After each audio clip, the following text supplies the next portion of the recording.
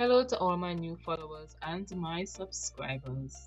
In today's recipe, we are going to be making roly-poly, aka Salara, aka red cake, aka cut cake.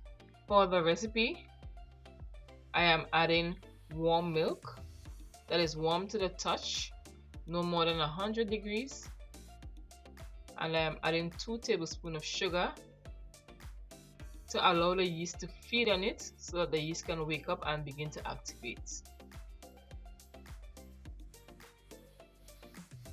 We're going to leave it here for 5 minutes, and once the yeast activates, then I am going in with some freshly grated nutmeg. I prefer to use a freshly grated nutmeg because all the oils are being released at this time from the nutmeg, and that's what you want to infuse with the warm milk to give your dough a nice aromatic flavor with the vanilla.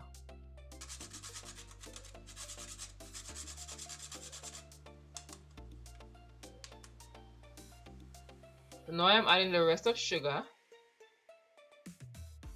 I'm going in with my flour.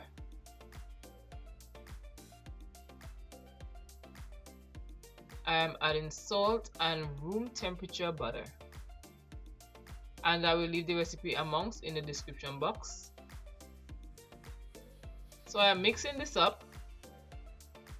I'm mixing a very soft dough, and if it's too soft you could add a little bit of flour, but you want the dough to remain soft but not too soft because you don't want the juices from the coconut to flow out easily.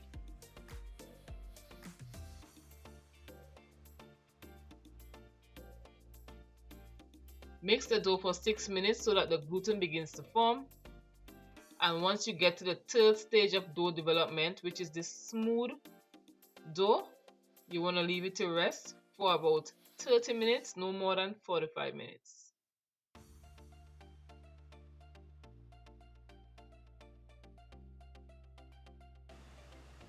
In the pot, I'm adding a 1/4 cup of water, 1 tablespoon of cinnamon, 1 bay leaf, 1 tablespoon of dark vanilla,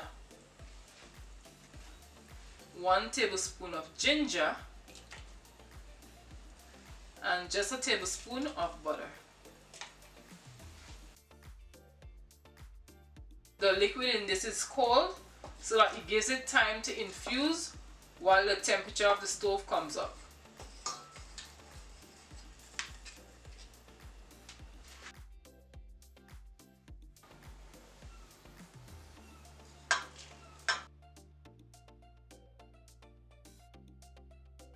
And the coconut is going to take up all these aromatics.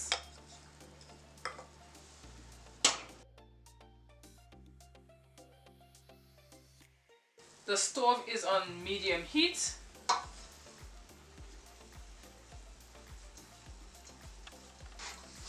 I'm going to cook the coconut kind of dry. As I mentioned before, I don't want the liquids to seep out of the roly-poly or the Salara or the red cake. In Tobago we say roly-poly.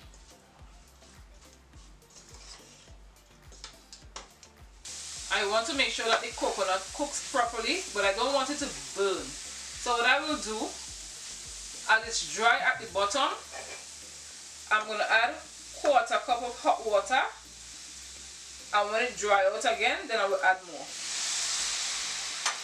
because I want the coconut to cook properly. This is fresh coconut and it's not the store-bought coconut. So as I add the water to this, as it's dry like this, it's going to steam cook. And the aromatics of the bay leaf is going to get a chance to come out. Overall, I'm adding 1 cup of water to cook the coconut. The water has since evaporated, and I'm adding 1/4 cup of water, which will make now half. So we're going to allow this to evaporate as well as the coconut continues to dry cook.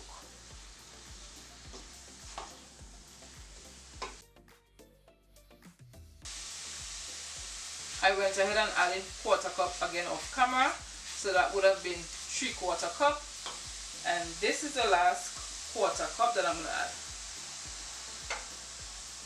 With this last cup, I am now going to add the sugar,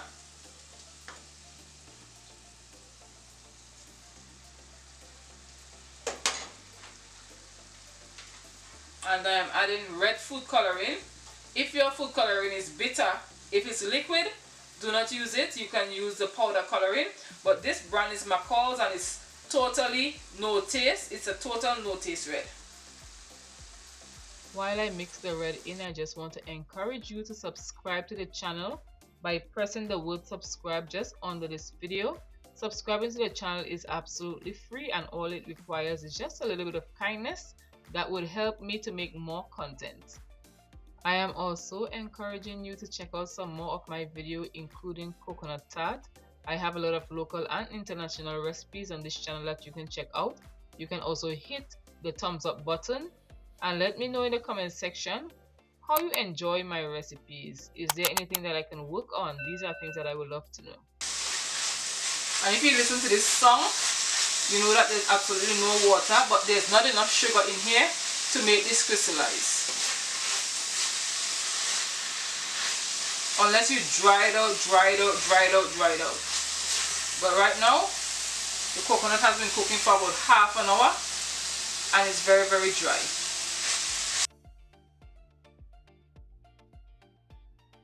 It has since been 45 minutes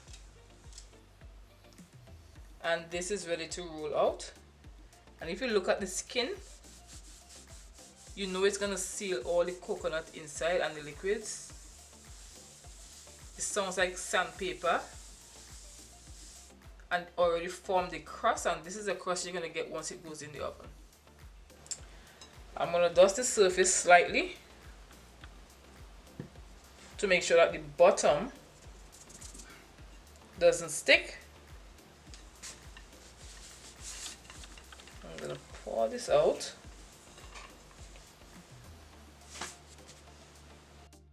If you have a long enough tray, you can make one log, but because my trays are a bit short, I will make 2 different logs so that they both can go on one tray. I am rolling the 2 over again, lightly floured, not too much flour because too much flour can change the recipe. I am creating 2 balls, 2 dough balls, and then I am going to roll these out. I am rolling these out not too thin, about 1/4 inch in thickness, and I'm rolling them on the long side, the length side. That way I get more rolls. If you roll them out on the width, you will get less rolls, but you will have a longer log. Spread out the coconut because it has completely cooled, and you want to make sure that there's no liquid on the coconut, hence we use the dry cooking method so that nothing flows out.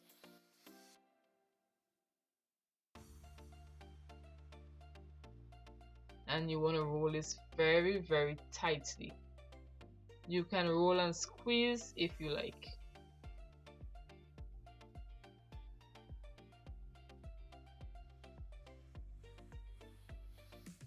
I am using some water to seal the edges. You can use egg white or egg yolk, or you can use milk. And I'm pinching the seams together so that the water becomes a glue with the gluten. Let me know in the comment section what you call this in your country. Many different countries call it a lot of different things. And in Tobago, where I come from, we call it roly-poly. And this was my favorite childhood baked item. It was my favorite because it tasted really good and you got a very big piece for a small price. I've sealed the ends by pushing them internally to get a flawless look, and you want to brush off any excess flour before you add it into the oven.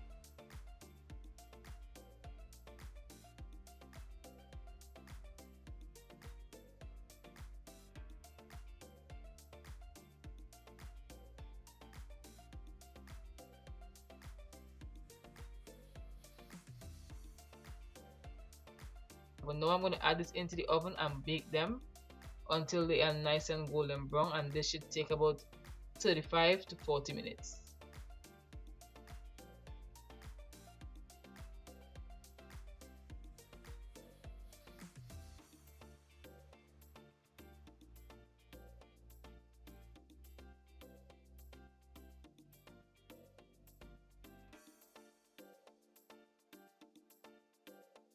These are what they look like on the inside, nice and fluffy, very delicious, not too sweet. Thank you for joining. See you on another good day for another great recipe.